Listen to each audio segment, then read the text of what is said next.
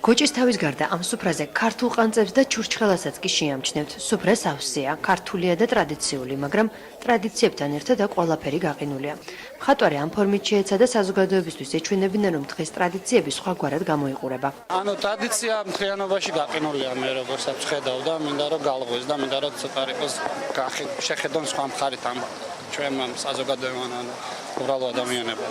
ბათუმურ ეზოს ისტორიებს ხელოვანების საეთნოოსა და ქუთაისის ქუჩებზე გიყვებიან.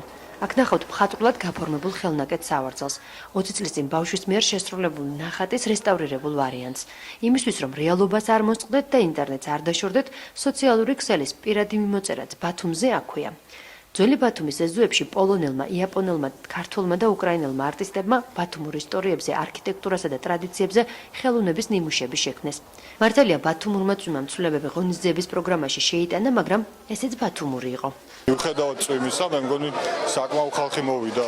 რაღაცები გადაგვედოდა, ცოტა პრობლემები შეგვიქმნა, მაგრამ თუმცა მაინც ნორმალური გამოდის, მე ვფიქრობ. პროექტი ბათუმური ეზოს ისტორიები უკვე მესამე წელია ტარდება და მას განათლების სამინისტრო აფინანსებს. წელს პროექტმა საერთაშორისო სახე მიიღო. ამბობენ, რომ საჯარო ხელოვნების პროექტის დაფინანსებას არ შეწყვეტენ და სამომავლოდ იგი უფრო მასშტაბური გახდება. ვფიქრობ ძალიან საინტერესო წარმოჩინდა ის ისტორიები და კულტურული მემკვიდრეობა, რომელსაც ეს ეზოები ინახავს.